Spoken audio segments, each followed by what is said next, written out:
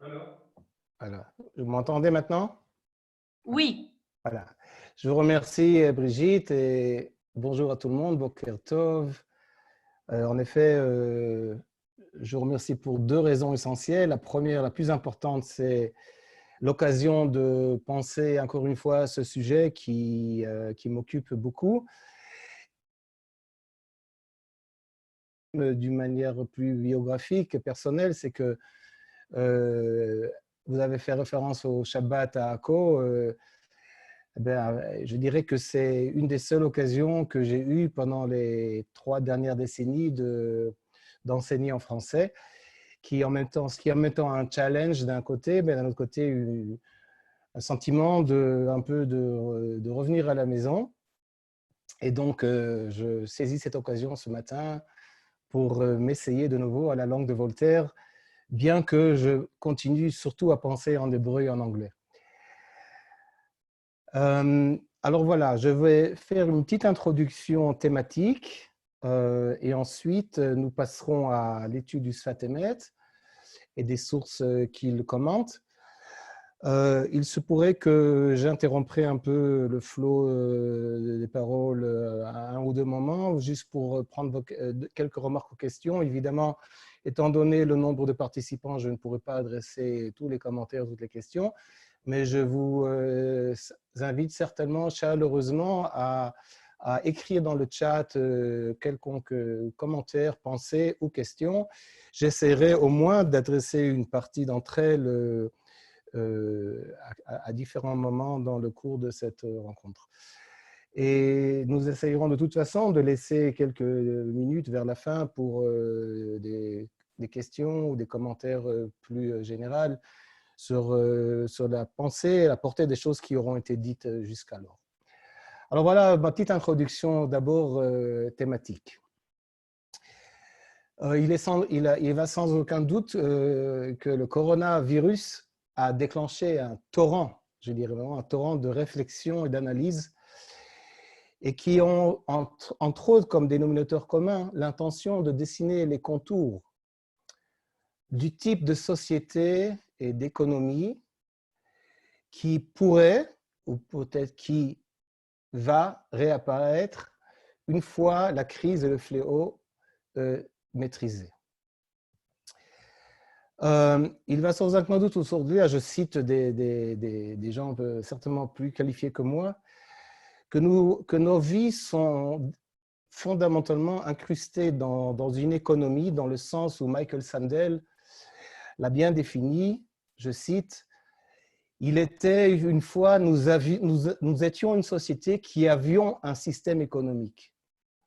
Or, aujourd'hui, nous sommes un système économique. » C'est une autre manière de dire ce que Kafka, déjà à l'époque, et Le Petit Prince, entre autres, Saint-Exupéry en littérature, avait bien compris, c'est qu'il y a un changement de profondeur dans le système économique qui se développe et qui continue à se développer dans les pays d'Occident, parmi lesquels nous faisons partie aussi, et d'une manière telle qu'il y a un lien très profond qui se tisse entre la culture, la spiritualité, l'éducation, et je dirais d'une manière plus aiguë, la manière d'être, de penser et de sentir, et l'économie. Et c'est dans cette niche-là que j'aimerais partager quelques réflexions sur la parole, et je vais expliquer maintenant pourquoi. Alors, comme je vous disais, le coronavirus déclenche un torrent de réflexion, mais je dirais aussi que même pour ceux qui n'écrivent pas, dans notre expérience personnelle ou familiale, nous avons tous eu certains sentiments, réflexions, étant donné les conditions dans lesquelles nous avons vécu les derniers 6 à 7 semaines. Par exemple, nous avons probablement redécouvert une autre attitude au temps. Le temps qui est tellement accéléré dans le quotidien. Nous avons peut-être aussi de nouveau pu réapprécier certains liens sociaux que nous avons toujours pris comme une donnée et qui soudain nous étaient interdits. Et nous avons peut-être réalisé combien ces liens sociaux avec ces gens particuliers nous sont chers. En d'autres mots, des grandes crises et certainement une épidémie a la force et la capacité de mettre à découvert, ou peut-être il faudrait dire de mettre en lumière, certains aspects de nos vies, du quotidien, et nos valeurs et nos pensées, celles par lesquelles nous vivons et peut-être celles que nous avons petit à petit oubliées. Et on m'a posé la question quelquefois déjà dans ces dernières semaines, différents amis et collègues à différents endroits du globe, quelle serait une voie juive ou qu'est-ce que la pensée juive aurait à contribuer à ce genre de réflexion pour le monde qui va devenir demain, le monde économique, social, spirituel et de l'éducation, après la crise. Qu'est-ce qui a été mis à découvert? C'est une grande question que je ne vais pas adresser évidemment aujourd'hui, mais j'aimerais citer mon ami d'enfance et d'adolescence, Albert Camus, qui dans son ouvrage La Peste, que j'imagine certains d'entre vous ont relis peut-être pendant les derniers mois, et si vous ne l'avez pas fait, je vous recommande de le relire. Les grandes crises et les épidémies, en effet, nous mettent à nu certaines questions existentielles. Camus, par exemple, traite d'une manière extraordinaire le concept de solidarité. Ce n'est pas de l'amitié, mais c'est de la solidarité.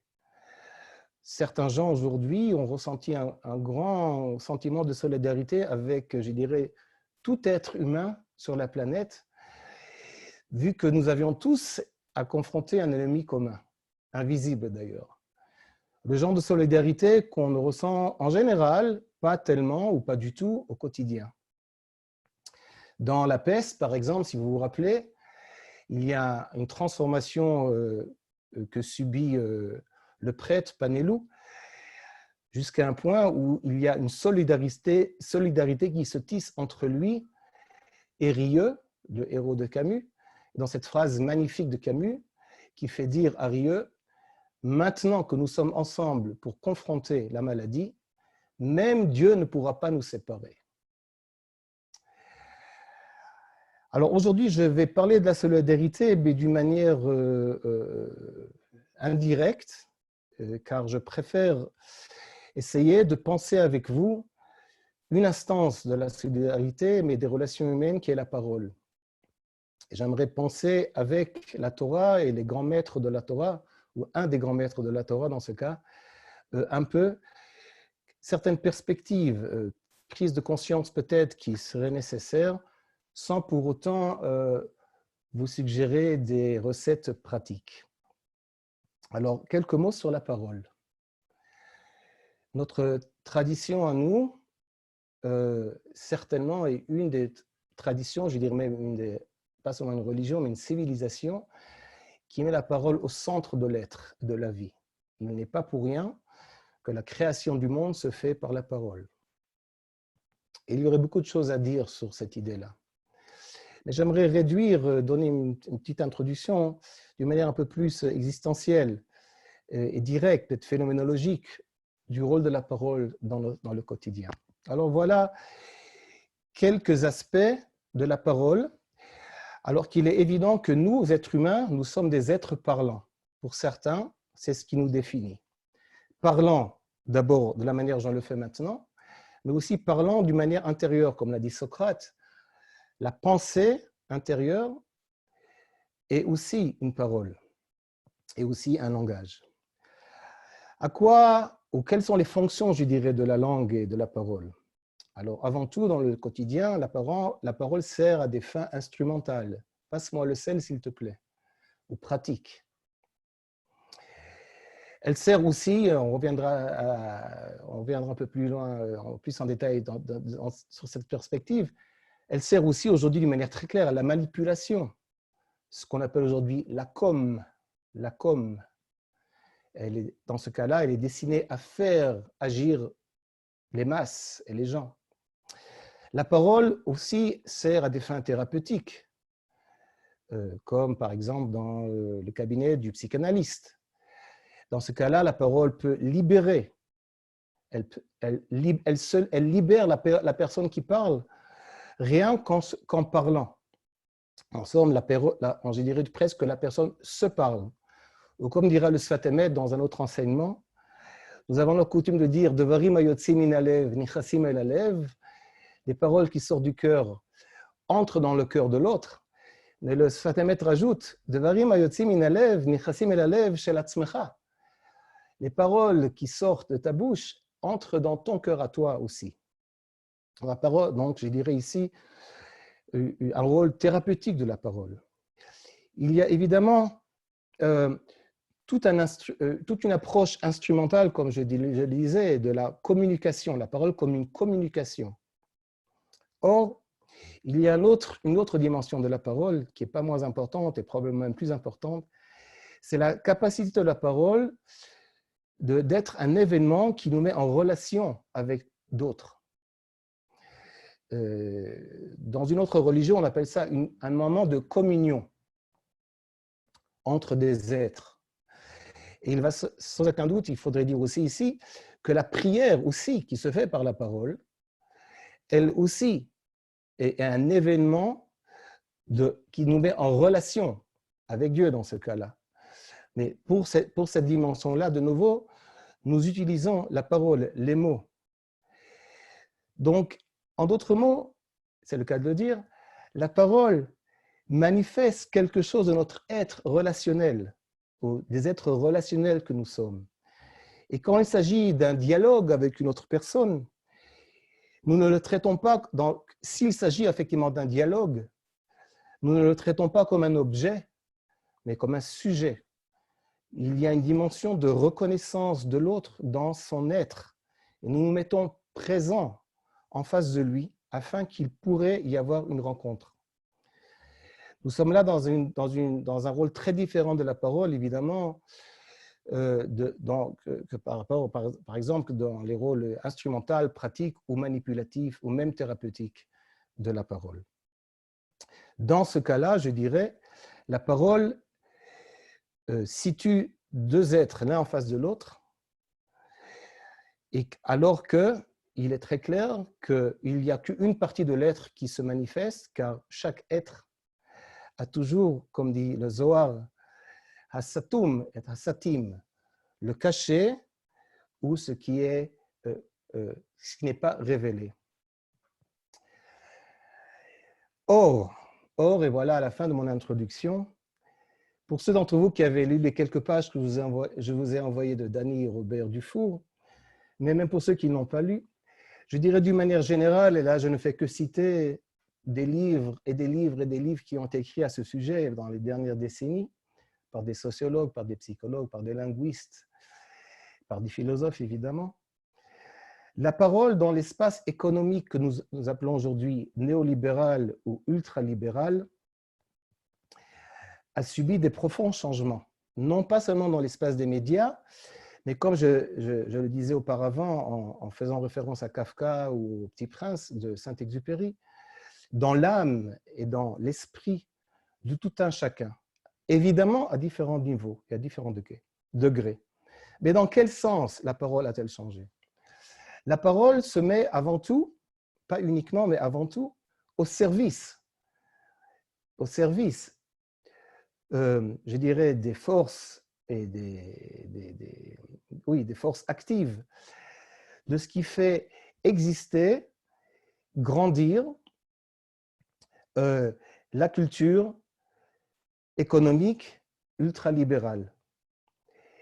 À cette fin-là, comme dit très bien Danny Robert Dufour, contrairement aux traditions religieuses ou même aux traditions humanistes, où il y avait certaines notions d'interdit, ou une approche interdictrice, comme on dit en français, la culture néolibérale a comme projet de civilisation de fabriquer un nouveau être humain dans sa manière de penser, d'agir, de ressentir, dans ses attitudes intersubjectives avec d'autres, qui avant tout entend très profondément la parole de l'injonction à consommer, à jouir, sans aucune limite, je dirais sans aucune transcendance, ni divine, ni autre, qui pourrait mettre certaines limites à la jouissance immédiate, Ou comme diraient certains économistes psychologiques, nous sommes dans une économie, dans une culture de la satisfaction des appétences pulsionnelles avant tout, qui tente et qui tend au plaisir immédiat. Il ne s'agit pas seulement de la publicité et de son utilisation de la langue, mais c'est une manière de penser qui entre dans l'âme et dans l'esprit de tout un chacun, de nouveau à différents niveaux. Si vous regardez la deuxième page de source que je vous ai envoyée, je vous ai mis une petite publicité qui est très en vogue en Israël pour la vente de Tapu Chips. Et vous voyez le logo. Tiv'i shelo tishlot be'atzmecha. Il n'est que naturel que tu ne puisses pas t'empêcher. Et donc, mange le Tapu Chips. Si vous avez vu la pub, elle est même plus radicale que ça. Alors, simplement, juste pour, comme on dit en hébreu, le saber et taoz, et nous donner un peu de perspective, vous voyez là, vous voyez, Tivi shelo tishlot be'atzmecha, il est naturel que tu ne puisses pas résister, donc, vas-y, jouis. Camus disait, un homme, ça s'empêche. Et les Chachamim dans Pirkei Avot disent, Hakin'a, hata'ava ve hakavod, motzi'im et ha'adam min ha'olam. Je traduis, la jalousie, la concupiscence et la recherche de l'honneur excluent l'homme de la société. Vous présentez cette idée-là à ceux qui déterminent l'utilisation de la parole dans le domaine public, que ce soit politique ou avant tout économique et culturel, vous excluez l'homme de la société. Je dirais à la limite, ce que vous aurez comme réponse de certains, c'est que ceux qui prétendent que la jalousie, la concupiscence et la recherche de l'honneur excluent la société, eux-mêmes s'excluent de la société aujourd'hui en grande partie. Ils ne comprennent rien à la vie, comme diraient certains. C'est sur ce fond-là, alors que nous avons tous, d'une manière ou d'une autre, eu l'expérience d'une certaine solidarité humaine, à différents niveaux, différents degrés, que je me mets à l'écoute de nouveau des grands maîtres comme le Sfat Emet, qui vit au XIXe siècle, qui est un des plus grands maîtres, c'est le plus grand maître hassidique de la seconde partie du XIXe siècle. Il était le leader incontesté du judaïsme en Pologne et qui nous a laissé une collection impressionnante de drashot qu'il a d'abord soutenu pendant 35 ans chaque Shabbat, quelques drashot et chaque Chag, et qu'il a retranscrit le lendemain, mais en condensé et en transférant le yiddish à l'hébreu, et qui est une œuvre absolument extraordinaire que je travaille depuis 12 ans, et qui est une de mes sources de réflexion pour effectivement essayer de penser la Torah et l'éducation et nos vies aux Juifs en tant que Juifs, et peut-être aussi apporter une contribution quelconque qui serait importante, j'espère, une contribution juive aux questions de l'humanité aujourd'hui. Alors, pour ce faire, nous allons d'abord regarder rapidement un pasouk et un midrash, et ensuite, nous allons commencer à lire le Sfat Emet. Est-ce qu'il y a quelque chose que j'ai dit qui n'est pas clair? Faites-moi signe. Levez la main si tout va bien. Le son est bon. Okay. Bon. Alors, je vous oriente à la première page.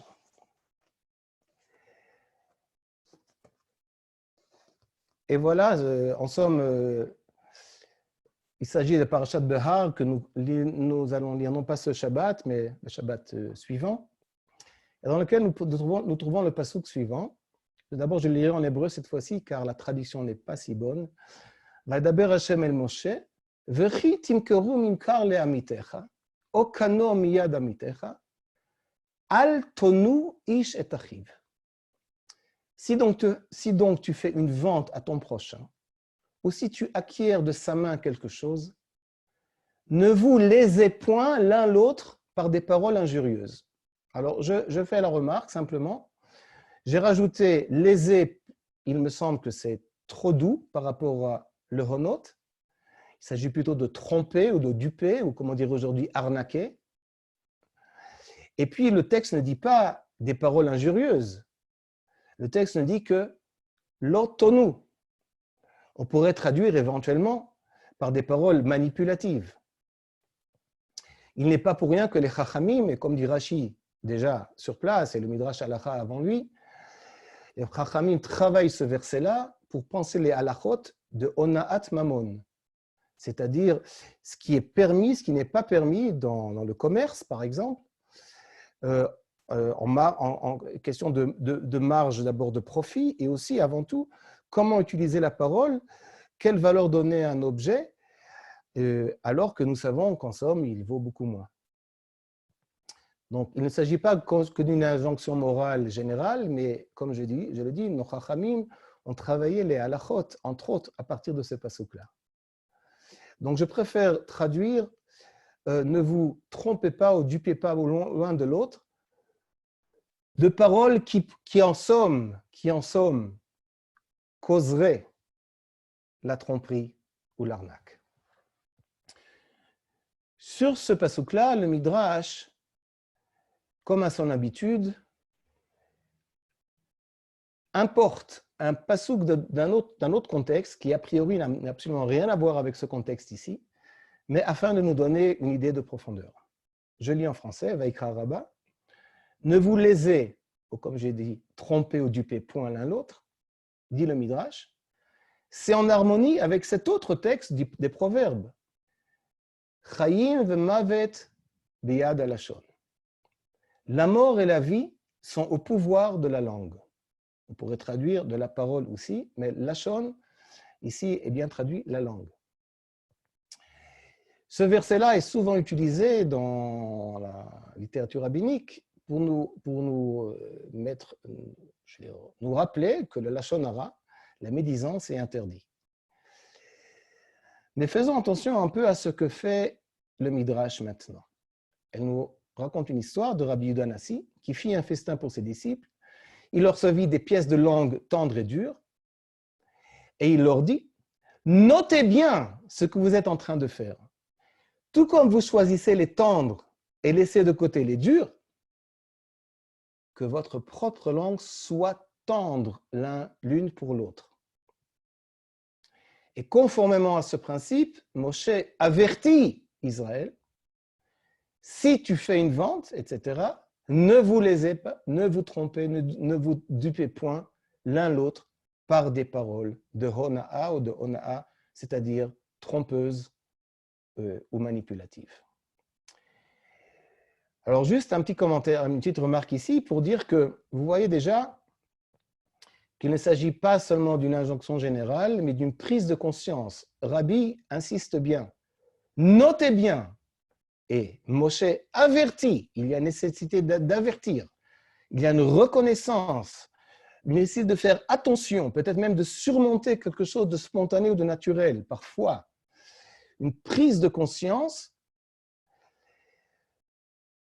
dans notre relation à l'autre, dans les paroles. Vous remarquerez aussi que pour Rabbi Yehuda Hanassi, il ne s'agit pas seulement de commerce.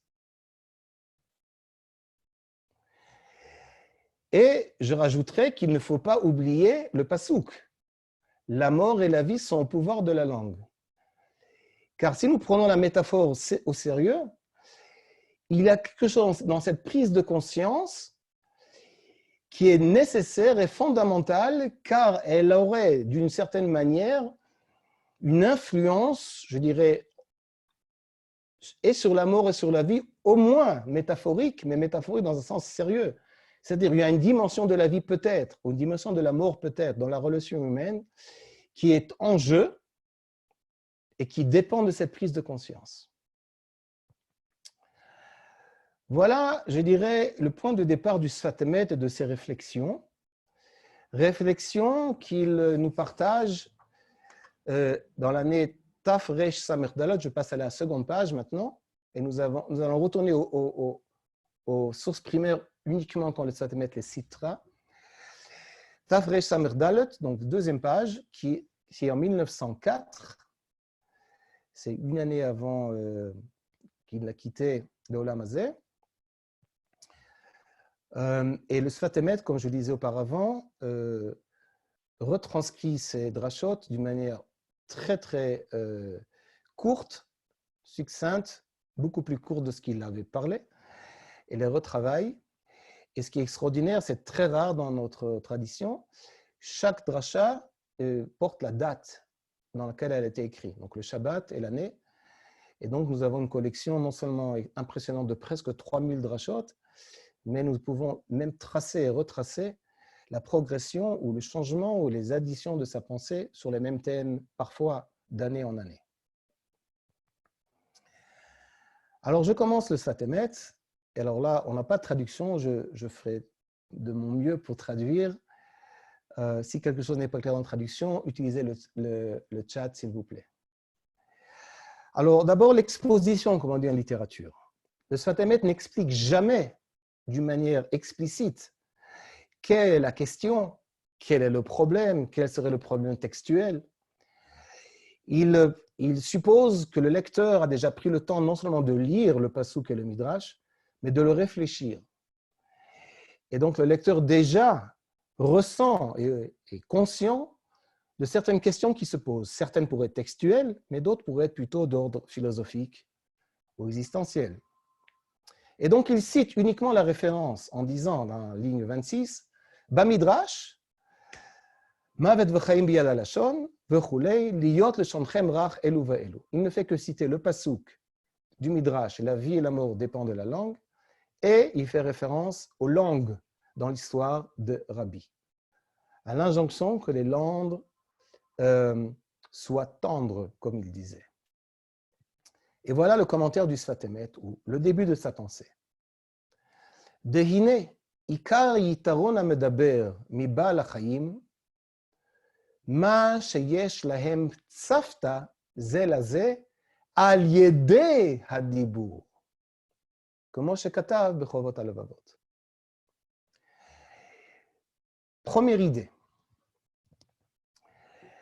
L'avantage essentiel, la supériorité essentielle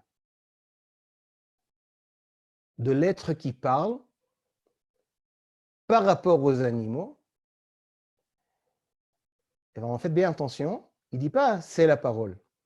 Il dit c'est qu'ils ont tsafta, zelazé. Ils ont la capacité, là on peut traduire, de communion, de convivialité, de l'être ensemble, ou peut-être même d'un degré un peu plus de base, une solidarité. Donc l'avantage, je dirais, la supériorité de l'être qui parle, de l'homme, de l'être humain, c'est la capacité de tsafta, rappelez-vous bien, cette capacité de liaison, d'être relié à d'autres paroles, mais celle-là n'est possible que grâce à la parole, à l'yédé hadibour. Donc, très clairement, comme j'avais dit dans mon introduction, pour le Sfat Emet, il s'agit de penser le langage en tant qu'une manifestation de l'être relationnel à l'autre. Et c'est ça qu'il va mettre en lumière pour comprendre la profondeur de ce que la Torah nous essaye de nous dire dans le passage que nous avons lu il y a quelques minutes. Et il rajoute tout de suite, Vehu mikoach hanefesh. La capacité d'être en relation ou d'être en solidarité, ou même d'être en communion. Évidemment, la source de cette capacité, elle est dans le nefesh, qu'il faudrait traduire ici, je dirais, en même temps dans un souffle comme l'esprit et dans l'âme. Dans l'esprit et dans l'âme. Donc il y a un élément de conscience, mais aussi du ressenti, du vécu, qui nous permet, si je peux me permettre, vu que je suis convaincu, dans mon imagination en tout cas, le Petit Prince de Saint-Exupéry se trouve dans le Beth Midrash du Sfat Emet et ils ont une travauta vraiment très impressionnante de temps en temps. Alors je me permets simplement de vous dire peut-être la phrase la plus connue du Petit Prince, les choses essentielles, nous ne pouvons les connaître que par le cœur. par la vue du cœur. C'est un peu dans cet esprit-là, je pense, que le Sfat Emet ici pose les jalons de sa dracha. Mikoach hanefesh. Et le mot important ici, c'est tzafta. Tzafta, milashon tsevet, liot beyachad. Être ensemble. Un être ensemble n'est pas une question uniquement géographique ou de l'espace, c'est de l'être à l'être. Évidemment, quand il s'agit d'intimité, c'est de l'âme à l'âme. Mais même s'il ne s'agit pas d'intimité, et même s'il ne s'agit pas d'amitié, il y a quand même quelque chose qui peut se manifester entre les êtres. Et ça, c'est la supériorité humaine, mais elle se manifeste avant tout, et elle est possible par la parole. Je dirais avant tout la parole auditive, mais évidemment la parole intérieure aussi. Deuxième section, les sections, c'est moi qui les divise évidemment, c'est mon interprétation à moi, donc je vous invite à faire une relecture plus tard. Si vous avez d'autres manières de lire, je vous serai gré de partager par mail. Ligne 30. Utzrichim lishmor ze hakoach shelo yishtane al yedei kochot haguf. Or, il se fait que nous devons protéger. Voilà, il y a un travail actif de conscience ici. Il nous faut protéger cette capacité humaine de la tzafta afin qu'elle ne change pas ou qu'elle ne se transforme pas à cause, je traduis littéralement, des forces du corps. Alors, entre parenthèses, je ne peux pas rentrer dans le détail, mais il semblerait ici que dans la rhétorique du Sfat Emet, il y a une dichotomie entre le corps et l'âme, ou le corps et l'esprit et l'âme. Ce n'est pas exactement la manière dont il pense les choses, certainement pas la vie de la Torah, mais il utilise ici un langage qui est assez général dans le langage du XIXe siècle, qui est certainement le langage chassidique. Et quand il parle des forces du corps, de quoi est-ce qu'il parle? Il le dira un peu plus tard. Il parlera entre autres de la kin'a, de la jalousie, de la sin'a, de la haine, de la tacharut, de la compétition, ou dans l'esprit de Chazal, comme je disais auparavant, de la ta'ava, la concupiscence, de l'avidité, etc., etc. Tout cela sont des forces du corps dans le sens où, on dirait aujourd'hui dans un langage plus psychologique, elles sont effectivement des pulsions qui ont une base avant tout biologique et qui évidemment font partie de notre être et qui parfois ont une contribution très positive à ce que nous faisons, car nous donnent la motivation de faire certaines choses. Mais évidemment, il se pourrait très bien, il arrive souvent, que ces forces-là, on dirait, prennent le dessus au point qu'elles mettent en danger, ou peut-être même elles pourraient faire taire ou étouffer, ou même faire oublier la capacité que nous avons tous en tant qu'êtres humains d'être en tzafta à travers la parole avec d'autres. Je dirais dans l'esprit de Dany de Robert Dufour et d'autres, à ce moment-là, évidemment, l'autre ne devient qu'un objet de la satisfaction de nos besoins. Et même si nous lui sourions, ou nous lui faisons une pub, comme en Israël, banque discount à banque ishi bishvilcha. C'est la banque personnelle pour toi. Ça fait très bien, ça, c'est personnel. On t'adresse dans ta personne, mais il n'y a absolument rien de personnel et certainement pas dans la lame de ta personne qui est adressée quand on essaie d'atterrir à une certaine banque. Cette force-là, que Rousseau avait très bien compris déjà dans son Émile sur l'éducation, dans laquelle chacun s'expérience, se connaît en tant que sujet, qui a des sentiments, des aspirations, mais comme dirait Rousseau, dans certains cas, s'il s'agit de gens qui sont égoïstes ou qui vivent dans une culture égoïste comme il la percevait au XVIIIe siècle déjà, alors cette personne-là considère les autres personnes uniquement comme un objet de ces satisfactions-là, même s'il est sympa et poli, etc., etc. C'est dans cet esprit-là qu'il faut comprendre ce que le Sfat Emet dit. Il faut protéger cette capacité de tzafta, de l'être relationnel, car elle pourrait très bien être réduite, étouffée ou même oubliée, à travers les forces du corps que je viens de mentionner et qu'il va mentionner dans quelques lignes. Ki mitzad hanefesh, kol hanefashot yesh lehem shoresh echad. Voilà, nous sommes au centre de la pensée chassidique et aussi d'une certaine manière de la tradition kabbalistique, par laquelle il y a une relation d'unité à la source de toute existence. Chaque être humain est relié à l'autre. Nous sommes tous des êtres uniques, séparés, certainement séparés, mais il y a quelque chose à travers l'âme et les âmes de chaque être humain qui nous relie. Si vous voudrez, en d'autres mots, c'est une allusion à ce qu'on pourrait appeler ici le monothéisme spirituel. Il ne s'agit pas seulement de penser un Dieu, mais dans la pensée chassidique, qui est avant tout influencée par la Kabbalah, leit atar panui mine, c'est-à-dire qu'il n'y a aucun endroit où le divin n'est pas présent, s'interprète entre autres dans la présence, dans une étincelle d'une présence divine, dans chaque être. Dans chaque être. Et donc, la source commune ici n'est pas une idée pour des philosophes, ni pour des kabbalistes qui font de la mystique comme ça dans une petite élite, mais il s'agit d'une idée fondamentale dans la prise de conscience de tout un chacun, que la nécessité de protéger cette capacité d'être betzafta, de l'être le rationnel, elle provient avant tout d'une conscience religieuse, de la source, de l'origine de chaque âme qui vit dans chaque être. Encore deux lignes.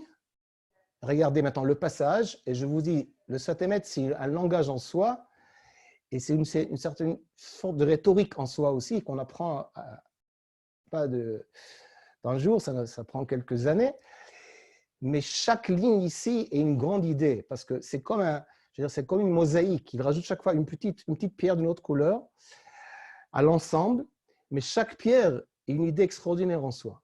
Alors regardez les deux prochaines lignes. Velachen behar Sinaï. Et c'est pour cette raison-là qu'au mont Sinaï, Shenaasu bnei Israël ardut achat. Bnei Israël ont eu un moment d'unité. D'unité. Comme il est écrit, alors là, je vous renvoie à la première page, à la source numéro 4, d'abord numéro 3, pardon, dans Shemot. En arrivant au mont Sinaï, il est dit Vaïchan Sham Israël neged ahar. Israël y campa en face de la montagne. Et Rashi, Vaïchan Sham Israël, nous dit tout de suite, comme un seul homme, d'un seul cœur. Et c'est pour ça que la Torah utilise le singulier. Comme un seul homme, d'un seul cœur. Le Satémet n'est pas un historien. Il ne sait pas de nous prouver quelque chose.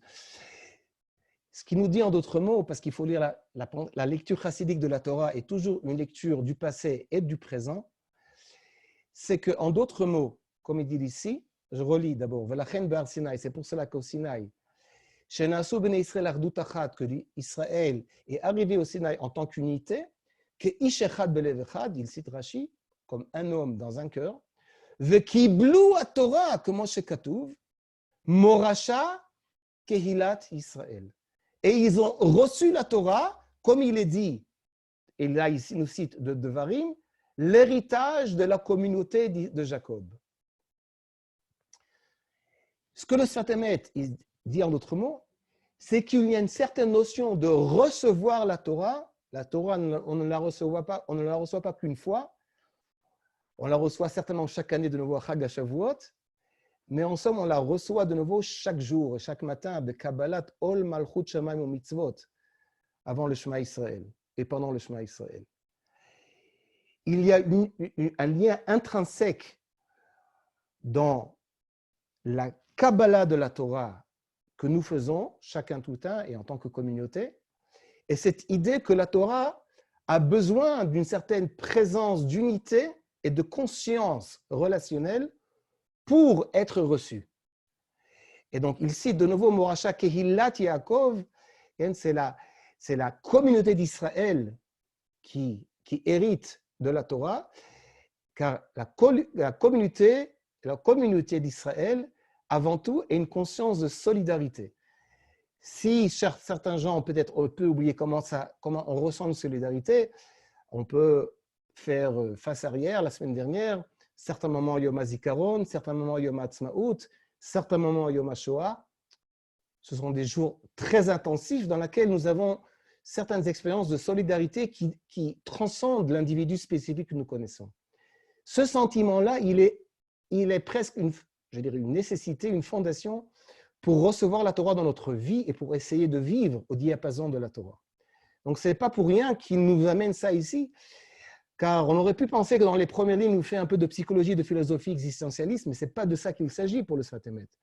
Il s'agit de prendre une conscience de fond et une profondeur de conscience de ce que essayer de vivre de la Torah implique.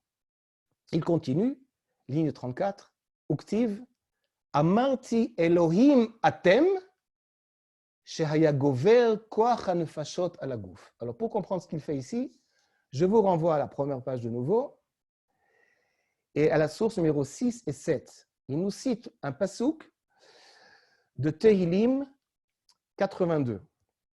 Lisons rapidement le chapitre de Tehillim qui est absolument extraordinaire, qui mériterait une étude beaucoup plus lente, mais voyons juste le contexte.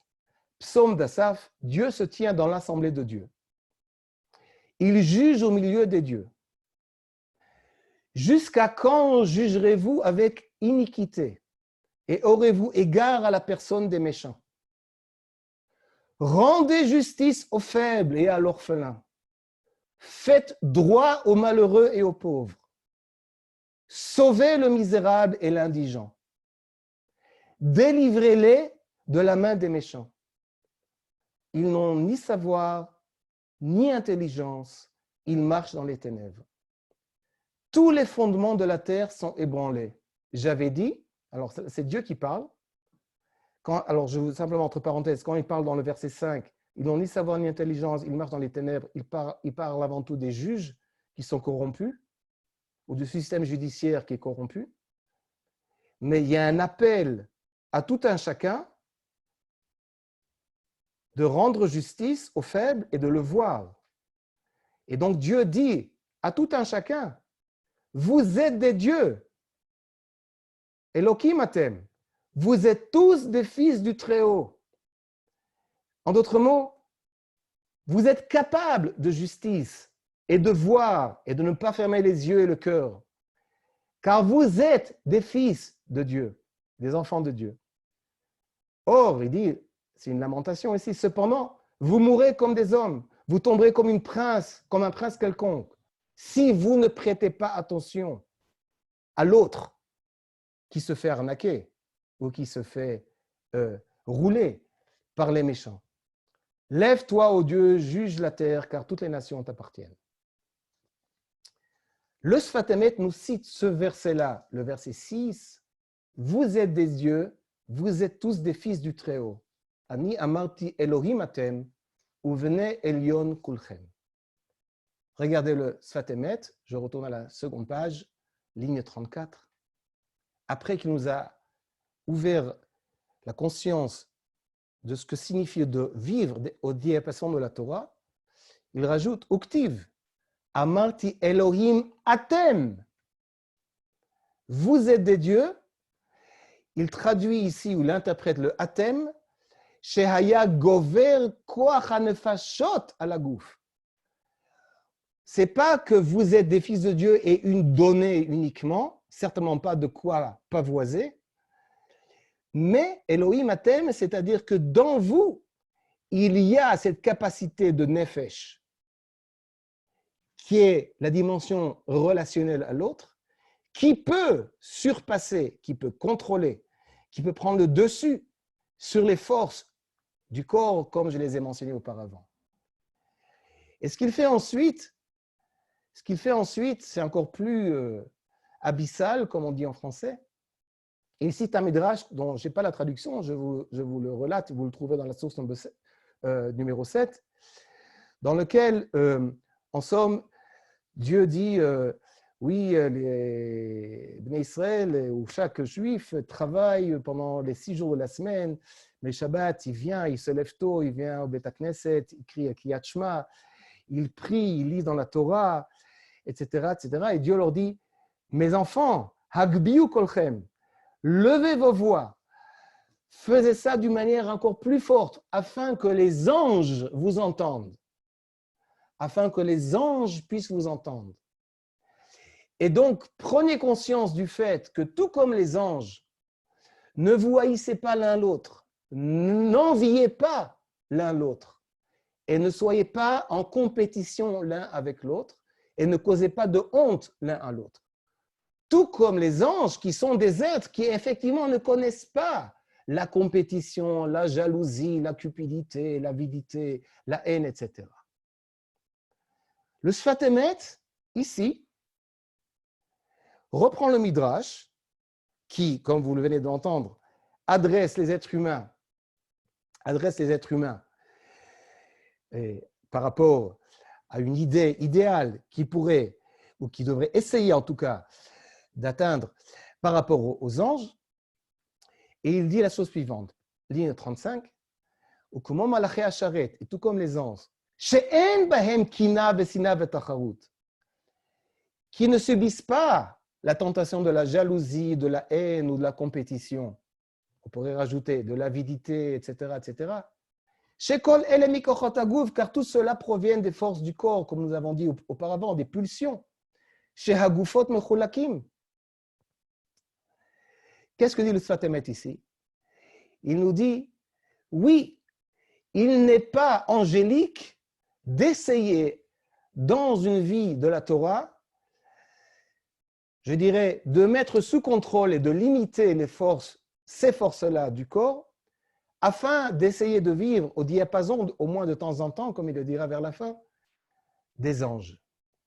Permettez-moi de vous citer, pour faire écho à mon introduction, 2 citations.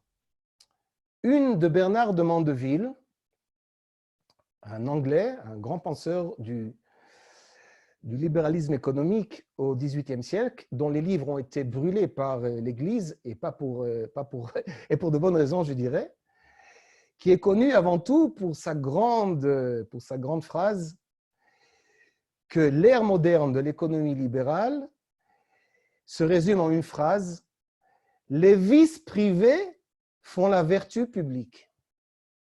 Les vices privés, comme la jalousie, la concupiscence, etc., deviennent la vertu publique. Vas-y, jouis, pas d'entrave, pense à toi, sois égoïste. C'est extraordinaire, vous comprenez. Il y a de bonnes raisons que l'Église ait voulu brûler ces livres-là. Les vices privés font la vertu publique.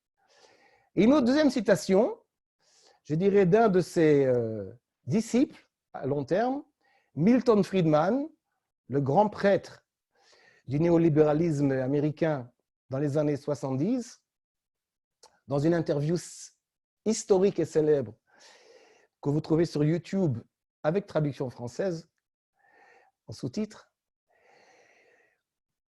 où l'intervieweur lui demande « Mais Monsieur Friedman, vous n'avez jamais de remords à construire toute une économie, toute une culture uniquement sur la concupiscence, sur l'avidité, sur toutes ces forces-là ?» Et Friedman le regarde d'un air hautain en disant « Mais est-ce que vous vivez, monsieur ?» Et puis, il a toute une rhétorique et à la fin, ils disent « Vous croyez vraiment qu'il y a des gens sur Terre qui vivent au diapason d'autres valeurs? Où se trouvent ces anges-là? Où se trouvent ces anges-là » Il lui dit d'une manière tout à fait évidemment hautaine, et le public éclate en rire. Alors peut-être que je fais partie, avec le Sfat Emet, des naïfs, quand nous essayons de penser à travers le chassidisme et la Torah, une économie, une attitude de chaque individu dans lequel il y a un travail qui se fait, un travail éthique, qui n'est pas aux dépens d'une compétition qui est nécessaire pour l'économie évidemment, mais qui est consciente, comme dit le Sfat Emet, du danger imminent. Quand l'économie devient une culture qui intègre l'âme et la pensée, il est clair, je me permets de dire que même les halachot, ne suffiront pas, car même les halachot pourraient encore et toujours permettre, s'il n'y aurait pas une prise de conscience, à, comme dit le Sfat Emet, à cette capacité que nous avons en nous dans le nefesh, qui est une condition préalable à notre souhait d'essayer de vivre au diapason de la Torah, cette capacité de tzavta pourrait très rapidement être étouffée ou même oubliée dans une économie culturelle de ce genre. Et donc, dans l'esprit du Sfat Emet, il faut l'ishmor, il faut se protéger par une prise de conscience qui lie ici, à travers le verset et le midrash, Lo tonu ish et amito. Vous ne tromperez pas, vous ne léserez pas, vous n'arnaquerez pas votre prochain. Nous n'avons pas fini, chers amis. S'il y a, je vois un commentaire ici. D'accord, bon, merci. S'il y a une question fondamentale, allez-y, écrivez-moi dans le chat. Et sinon, nous allons adresser la dernière partie et puis nous ouvrirons cela à des réflexions de votre part. Alors, dans la dernière partie, on n'a pas fini, notre mosaïque n'est pas terminée. Donc, il y a encore certaines pierres précieuses que le Sfat Emet prend soin de rajouter.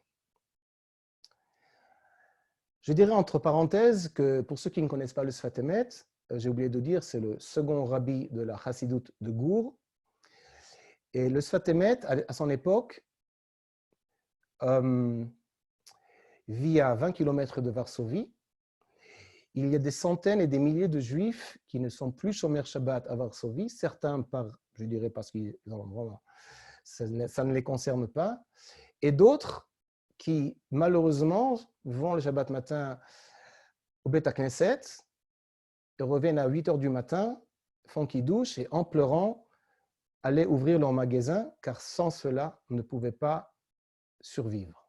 Mais il y avait certainement beaucoup de Juifs déjà à l'époque, 1904, qui n'était pas Shomer Shabbat.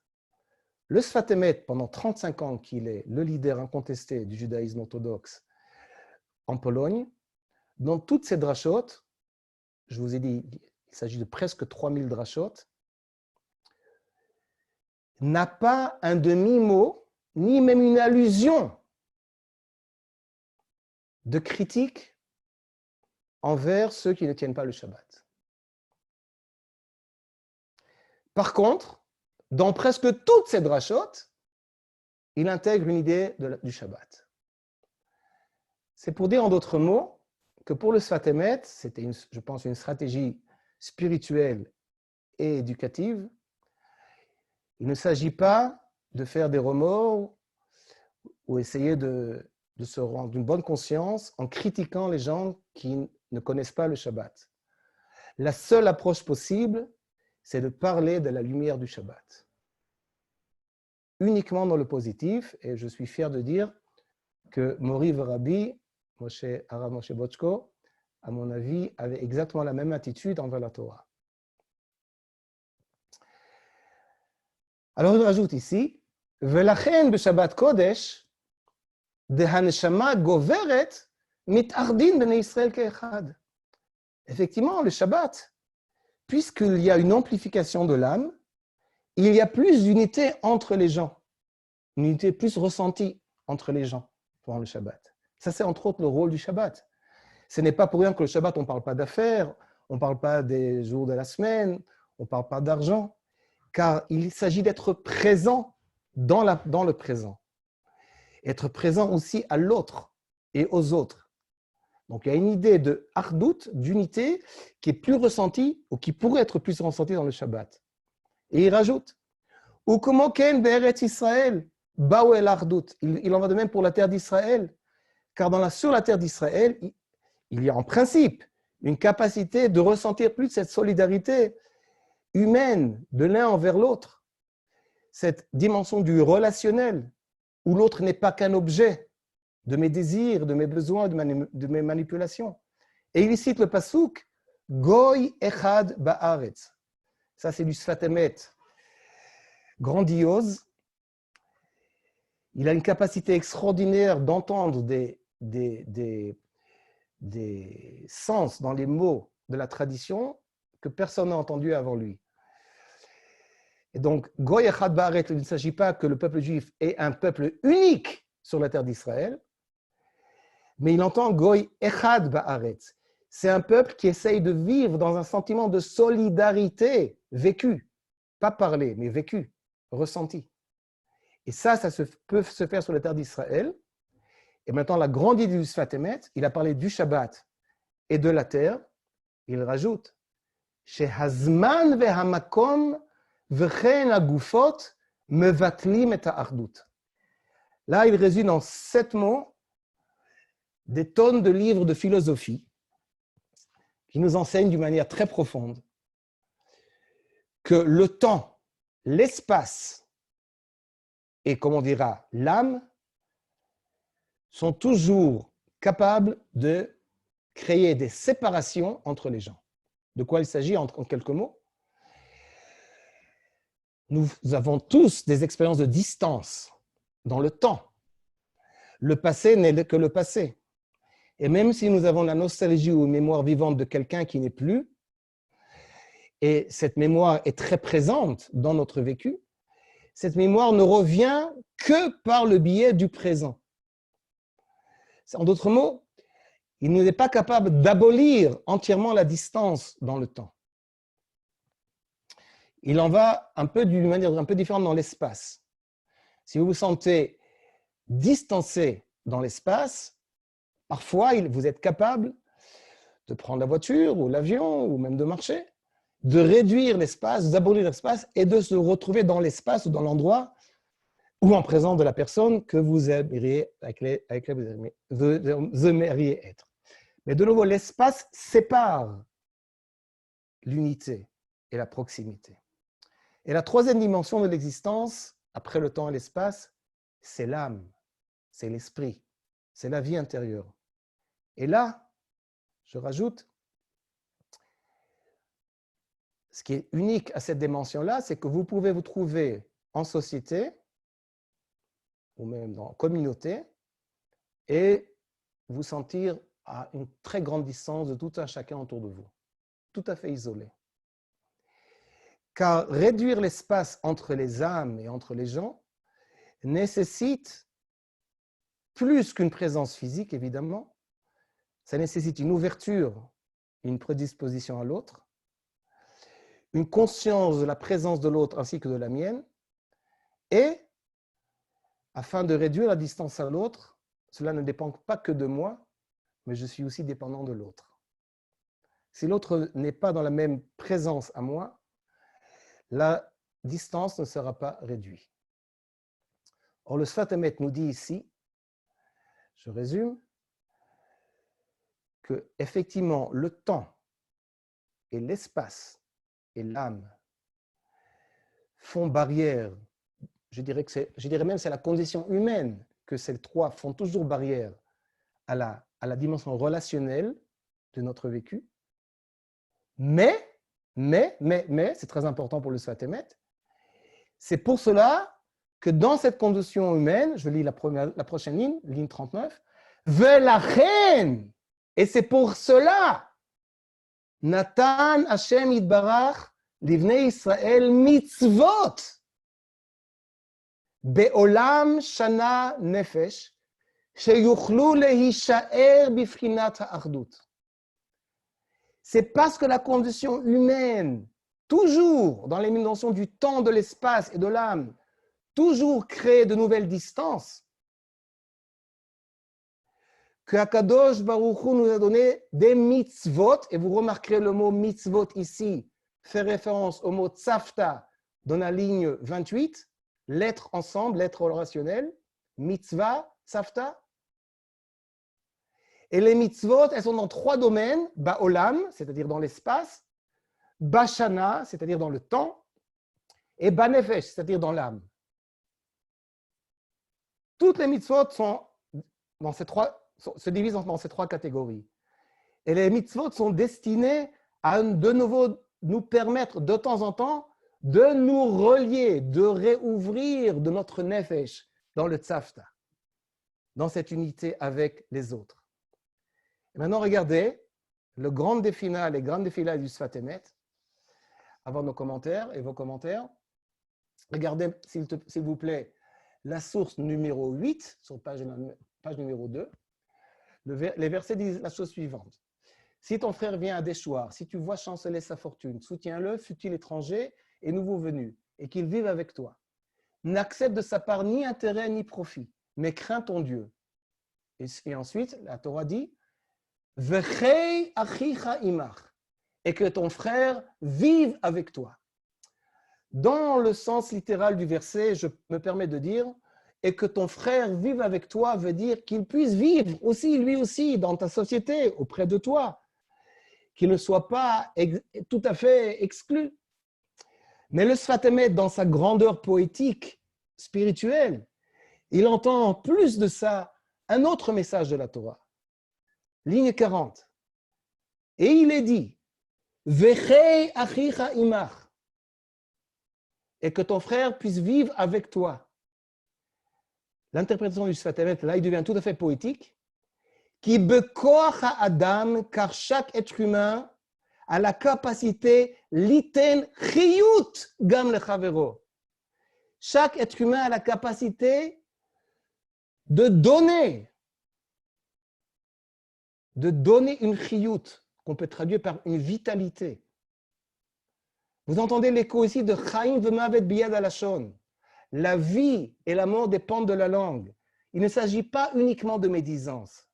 Il s'agit de la manière dont nous utilisons la parole envers l'autre. Il ne s'agit pas seulement du contenu de la parole. Car nous pouvons être très polis et pas dire de médisance, mais utiliser l'autre comme objet de satisfaction uniquement, ou de manipulation, ou de comme on dit aujourd'hui. Et la Torah, ici, dans la lecture du Sfat Emet, nous dit « Car toi, chacun d'entre nous, nous avons la capacité, dans la manière d'adresser la parole à l'autre, en étant présent, en n'utilisant pas la parole uniquement comme un instrument de communication, certainement pas de manipulation. Cela nécessite une prise de conscience et une présence spirituelle, évidemment. Nous avons la capacité de lui donner la chiyut, de lui donner une vitalité. C'est comme ça qu'il est Vechei achicha imach, nous pouvons rajouter de la vitalité. Et tout de suite, il retourne à Bereshit, à la création humaine, à la création de l'homme. Pardon. Vaipar be'apav nishmat chaim. Car il est dit, comme il est dit, source 9, et Dieu fit pénétrer dans ses narines un souffle de vie. Vous comprenez maintenant qu'il ne s'agit pas de revenir à la création, mais en somme, ce que le Sfat Emet nous dit, que toi, chacun d'entre nous, peut faire comme Dieu maintenant et insuffler une dimension de vie à travers la parole à l'autre. C'est ça la profondeur de Chaim v'mavet biyad halashon. La vie et la mort dépendent de la langue et de la parole. Et là, il devient tout à fait poétique, parce qu'il entend l'image extraordinaire de la Torah, Vaipar be'apav nishmat chaim. Il fit pénétrer dans ses narines un souffle de vie, et puis le Sfat Emet, il s'envole, il dit comment maim chaim. Écoutez le mot chaim, ce n'est pas de vie biologique qu'il s'agit. C'est comme de l'eau vive, de l'eau vive. Car l'âme humaine de chacun, elle est collée dans son existence primaire et fondamentale à la source de la vie, qui évidemment est Dieu. Et donc, ce que tu peux faire à travers la vie de mitzvot, mais une vie de mitzvot qui n'est pas automatique, qui a une conscience de l'autre non pas comme objet, je me permets de dire au XXIe siècle, de l'autre non seulement comme un objet de consommation, de manipulation. Repenser la parole dans l'étude de la Torah, dans l'éducation, dans les relations humaines, dans la communauté, qui permet de conserver certains îles dans lesquels la parole n'est pas commercialisée. Cela t'est donné et dans cela tu pourras rajouter une chiyut, une vie à l'autre. Et il termine, Vayi Adam lenefesh chaya, ça veut dire quoi? L'homme devint un être vivant. C'est quoi être un être vivant? Il dit, oui, trabut veipashut achiyut. Vivant, ce n'est pas vivant biologiquement, physiologiquement. C'est quelqu'un qui vit, qui est rempli de vitalité. Adam kli lishov zeachiyut, car l'homme est capable, je dirais, de pomper dans les sources profondes de son âme et de l'autre, et grâce à l'autre, cette vitalité, cette vie-là. Rak shehaguf lo yitare beze, à la condition que les forces pulsionnelles ne se mettent pas trop en entrave de tout cela. Et c'est là l'allusion que les Chachamim nous ont dit dans Pirkei Avot, au nom de Shimon, qui dit « Toute ma vie, j'ai grandi parmi les sages et je n'ai trouvé de plus bénéfique pour l'individu que le silence. » Mais dans l'hébreu, ça veut dire « Lo matzati la gouf » je n'ai rien trouvé de plus sage pour le corps que le silence. C'est quoi le corps silencieux? Ce n'est pas seulement le silence de la parole. C'est le corps silencieux, c'est-à-dire que le corps qui ne domine pas entièrement la dimension relationnelle d'âme à âme et de solidarité dont nous sommes capables et dont dépend une vie de la Torah. Et le Sfat Emet termine en disant que l'essentiel, je dirais la majorité de nos paroles, devrait se faire à partir de nos âmes. Vous voyez, le ikar, c'est pas tout. Je pense que ça est très réaliste. Il est tout à fait normal que nous utilisions le langage comme un instrument et comme une communication. Et il est tout à fait normal que nous utilisions une compétition et vouloir faire plus de gains. Or, ce qu'il est indispensable, c'est que dans les trois dimensions, le temps, l'espace et l'âme, il y aurait une connaissance, une prise de conscience très chassidique dans l'esprit du Sfat Emet, mais que dans la Torah nous appelle, à travers aussi les mitzvot, de ne pas perdre le tzafta, c'est-à-dire l'être avec l'autre, qui justement, peut-être, suggère, si pas un programme, au moins une intuition, ou plus qu'une intuition de la Torah, si nous voulons réfléchir de nouveau à la parole qui sévit et qui domine les cultures dans lesquelles, économiques et culturelles dans lesquelles nous vivons, tous, et peut-être qu'il faut espérer, avec le travail de beaucoup de gens de bonne volonté, nous serions capables, chacun pour soi et en même temps dans notre responsabilité pour d'autres, d'être beaucoup plus conscients de la manière dont nous parlons, utilisant le langage. Et je répète, il ne s'agit pas de dire de choses négatives ou de médisance, il s'agit de la positionnement spirituel et la conscience de la parole dans la relation à l'autre et dans la conscience que l'autre se présente aussi, lui ou elle, comme portant ce nefesh dans la source et dans la source du divine de tout être chacun. Et donc, le fondement de cette éthique-là, cette éthique de la Torah, n'est pas seulement ramené à une halakha qu'il faudrait faire gaffe à ne pas utiliser une marge de profit un peu trop grande quand on fait du commerce, mais il s'agit évidemment de repenser le rôle de la parole dans tous les domaines de la vie. Et dans ce sens-là, je pense qu'avec beaucoup d'hommes et de femmes de bonne volonté dans d'autres endroits sur cette planète, il y a certainement quelque chose de très profond que la Torah a à dire ici. Voilà, je me rends compte qu'il est déjà 11h15, mais je vous en prie, laissez-moi lire les questions. Le traducteur, je ne sais pas pourquoi le traducteur a traduit injurieuse. En tout cas, comme vous l'avez remarqué, ça ne m'a pas convaincu. Cela fait penser à Mitou. La Torah, c'est le récit de l'engendrement de l'homme capable d'être frère, certainement. Merci. C'est une profonde prise de conscience. Quelle en serait la source? La source, je dirais, la source, c'est la source de la prise de conscience, c'est le travail du quotidien. Le chassid, dans la conscience d'un chassid, certainement comme le Sfat Emet, le travail sur soi se fait chaque jour. À la limite chaque heure, mais cela n'est pas possible, évidemment. Vous voyez, il est très réaliste, comme il dit à la fin, mais c'est un travail sur soi qui se fait avant tout et qui, évidemment, passe aussi par nos relations, nos interactions avec d'autres. Mais, comme on dit, at the end of the day, comme on dit en anglais, à la fin de toute fin, la présence et la conscience de chacun envers Dieu Et Kabbalat Ol Malchut Shamayim et Mitzvot se fait chacun dans sa conscience et dans son fort intérieur. Et donc ce travail-là, c'est un travail qui nous accompagne tous les jours. Et c'est une des grandes raisons pour le Satamet, que nous avons des mitzvot et les halachot. Mais de nouveau, dans l'esprit du chassidisme, cela ne suffit pas en tant que pratique. Ce sont des pratiques qui doivent devenir une praxis autant que possible, c'est-à-dire dans un travail de conscience et de spiritualité qui accompagne la vie concrète avec tous ces aléas et ces pratiques. Et ces dilemmes, évidemment. Alors, quelqu'un me pose la question, est-ce qu'il y a une relation entre la naïveté et ce que je vous ai présenté? Certainement, mais cela nécessiterait un grand travail. La naïveté a très mauvaise presse aujourd'hui, mais Tamim Tiyem Hashem Elokecha, comme l'a dit le Maharal et d'autres, il ne s'agit pas d'être naïf dans le sens de nous comprenons naïveté. Dans mon travail en philosophie d'éducation juive, je travaille beaucoup le concept de seconde naïveté que j'ai hérité de Paul Ricoeur et qui évidemment veut dire tout à fait autre chose et qui se rapproche beaucoup de cette idée du Sfat Emet.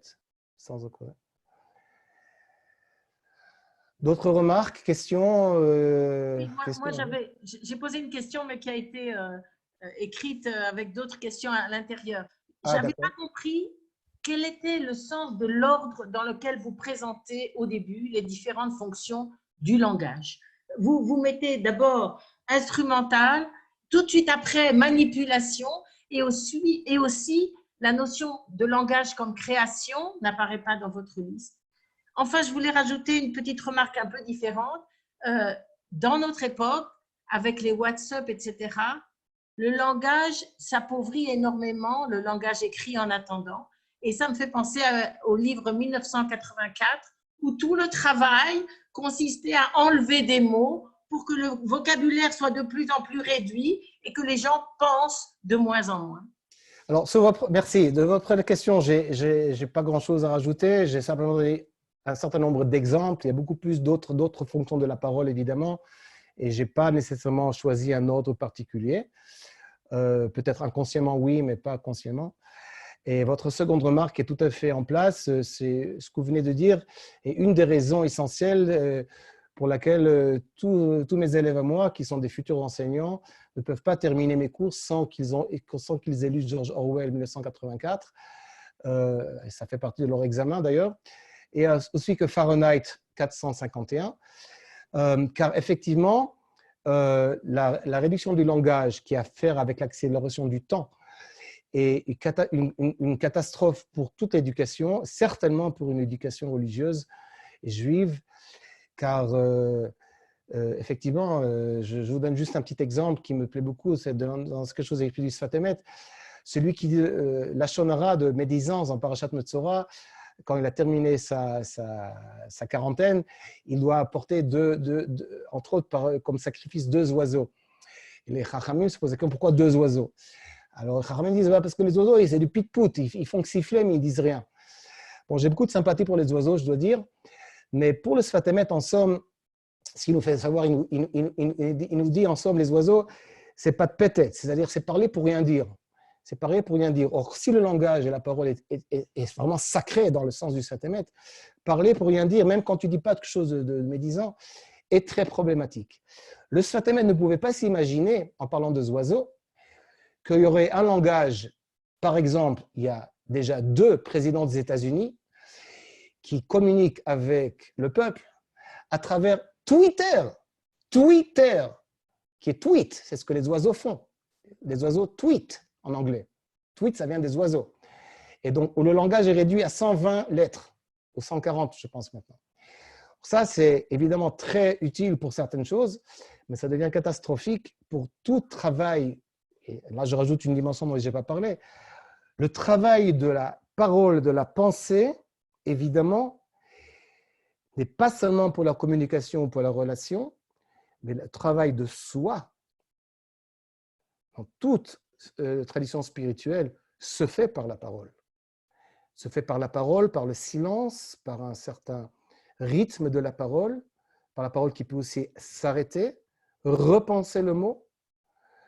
Regardez dans Pirkei Avot, les 7 qualités du Chacham. Les 7 qualités du Chacham. Il y a un travail du langage là-bas qui est une allusion au langage du travail, au travail du langage. Donc, évidemment, dans un monde où tout est accéléré, tout doit se dire en 30 secondes, etc., même en tant que quelqu'un qui fait de la recherche, c'est pour ça que j'ai tendance à plus écrire des livres que des articles, parce que quand on met un article dans une revue académique, on est limité à un certain nombre de mots et de pages. Il se fait qu'il y a certaines choses qui nécessitent plus de mots. Ah ben alors, tu n'as qu'à en faire 2 articles. On me dit, comprenez, c'est absurde. Mais cela, évidemment, c'est aussi une soumission au fait que les gens, certains les jeunes que je rencontre, ont moins de patience de lire quelque chose de plus long. Donc, il y a tout un travail qui doit se faire ici, quand je dirais le travail sur soi, où je pense que la tradition chassidique a certainement des richesses extraordinaires à nous suggérer, à articuler, et nous aide à repenser, comme j'ai dit au départ, que voudrait dire, que pourrait dire, essayer de vivre au diapason de la Torah sans faire une réduction technique de ce que cela pourrait dire. Merci. Je regarde encore les derniers commentaires. Ah, Nelly. Shalom Nelly. Nachman Meod.